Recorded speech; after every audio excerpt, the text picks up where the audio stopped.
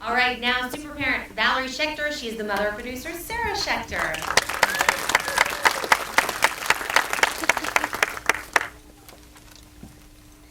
I thought Brooke said she's another producer of Sarah Schechter, which is true.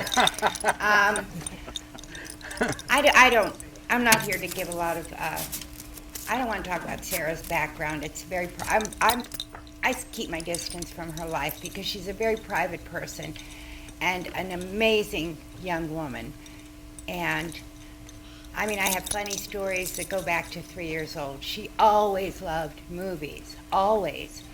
And what I wanted to emphasize was the reason, and the only reason she is where she is today, is because there were two reasons. She was very good at what she does, but it started with an education.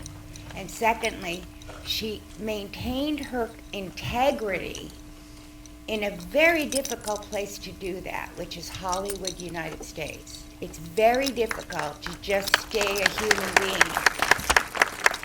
But the best part of her being able to do that is she ended up working with Greg Berlanti. She worked for 9 years with Warner Brothers. She didn't start off there. She was an assistant way down on the, and we're not, I'm not Kiefer Sutherland's buddy. We had no connection. So everything she did herself. The best part of her career is now.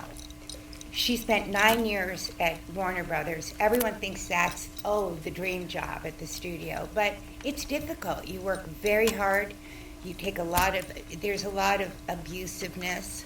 Women are not necessarily treated equally. And 4 years ago now, she did a film. She worked with Spike Lee, Clint Eastwood. The names would astound you, but through the studio. 4 years ago, she had tonsillitis and could not drive. She had a tonsillectomy. Asked me to drive her to a focus group with a young director whose name was Greg Berlanti, who had directed Life as We Know It, and she was the studio executive.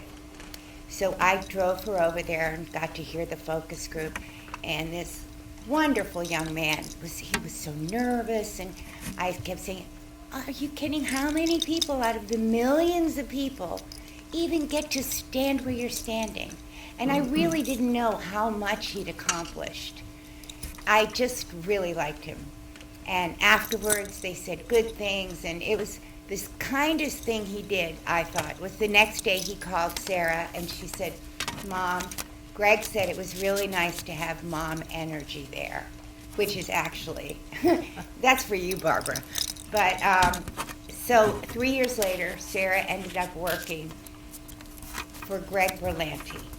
He asked her to run the company, and I don't know much about Hollywood, but I know that she took there were a lot of screamers and yellers and abusers and egos, and when she took the job with Greg, I was told that she was working with one of the most generous, one of the most prolific, I'm trying to think of all the words people used, people in Hollywood. And I am so grateful that right now she works for Greg, with Greg. They're a team company atmosphere. And I think you're going to just love the results of what they're doing. This is just one example. They're doing so much. Blind Spot was the #1 opening hit of the fall, and that again is Berlanti production. So I took up more time because I know no one else is going to speak, and I really wanted to praise Greg. So thank you very much.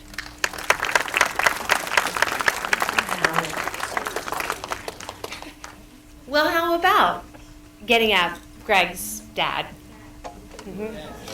Gene Berlanti, super dad.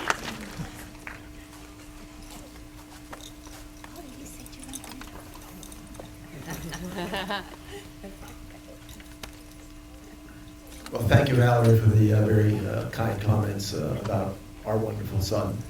But also thank you to Cathedral City, and to CBS and to everyone who's here today to enjoy this super pilot of Supergirl.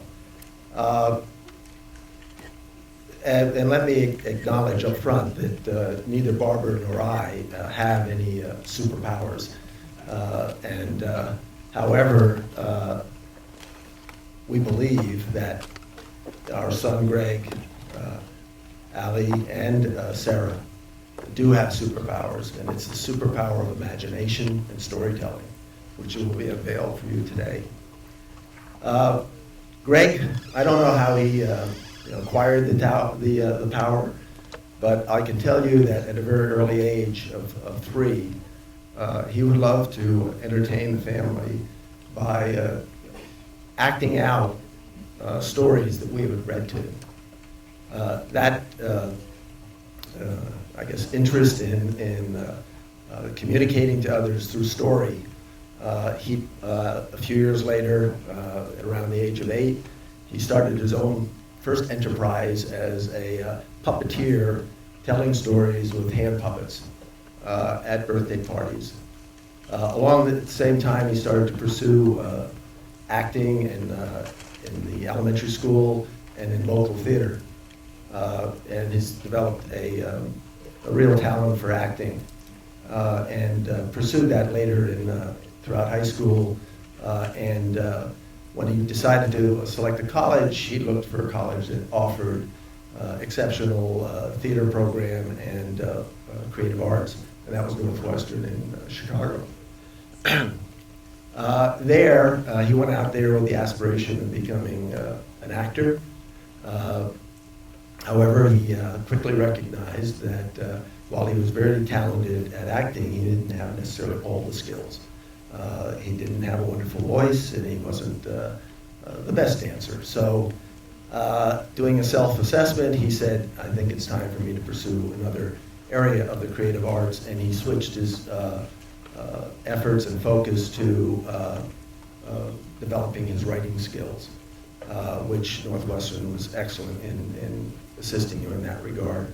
He had written in high school, along with directed and acting, but he never really pursued the writing. But in college, apparently he was quite good at it, because very quickly he earned some very high recognition and awards for writing. Of course, he finished college and then came had to really face the real world of work. And because he's an artful and skillful negotiator, he was able to persuade his parents to think about his journey to Hollywood as an extension of his education and his graduate work, which we bought because we really had the confidence in him, and he knew that I like to invest in good things, so he told me, just make a 2-year investment. I think I'll pay it back. Well, he has certainly, but in Hollywood, when he got out there, he found it wasn't like high school or college at all. And so he had his one-room apartment and was sort of burning a candle at both ends, taking whatever job would come his way, which could have been tutoring high school students on the English SATs, or waiting tables, or doing typing for some of the daytime soaps. He would type up some of the scripts the evening before the soap was staged the next day. But every spare minute he had, he worked at writing what they call spec scripts. And he finally completed one and gave it to somebody he had graduated college with, who actually has 2 TV shows on right now, Vampire Diaries and The Originals. That's Julie Peck. And she turned it over to someone who had just got a new show on television called Dawson's Creek. And he read the script, and he said, I love the writing, I want to hire this kid. He hired him, and long story short, in a 1.5 years, he went from staff writer to showrunner, meaning the CEO of the show.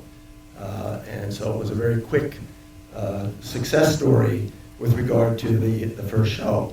But like in Hollywood, those who are familiar with it know that you're only as good as your last appearance. So he But he had the courage and conviction to continue, and he created another script and show that became called, it was Everwood. He left Dawson's Creek to run Everwood, and then since then he's had another dozen shows on television and has done 4 or 5 movies. So we're awfully proud of his accomplishments, but we're actually more proud of the person that he is. I get emotional when I think about it. He is, as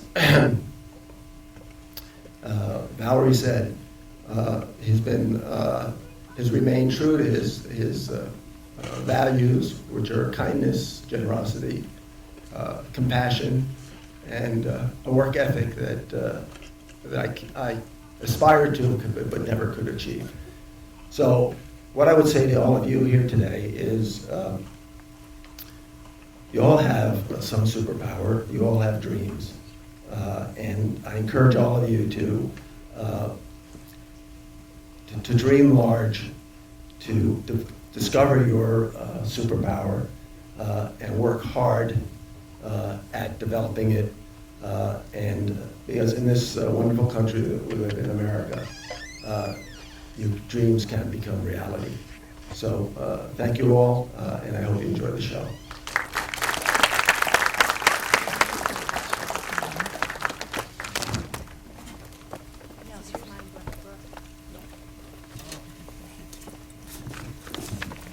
Thank you so much to all the super parents. What a coincidence it is. That works out pretty nicely for us here in the Coachella Valley, that the parents of the producers of the show all live right here in our area.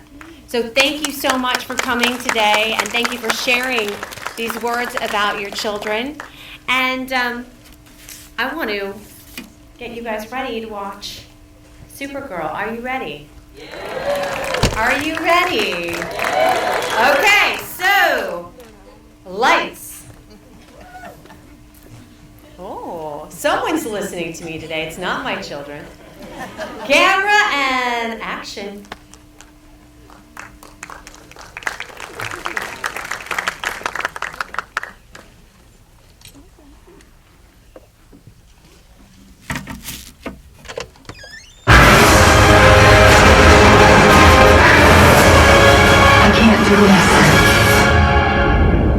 The world needs you to fly, Kara.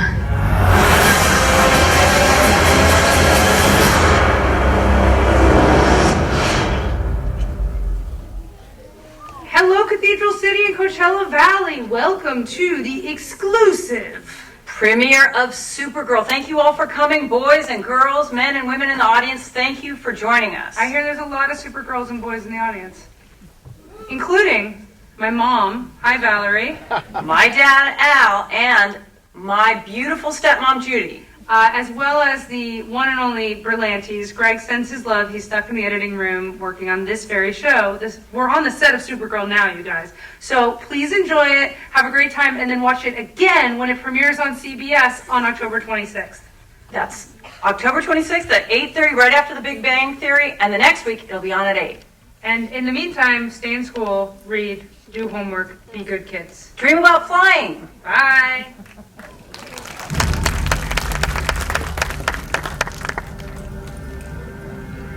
My name is Kara Zor-El. 24 years ago, my planet, Krypton, was in serious peril. My cousin, Kal-El, was sent to a planet called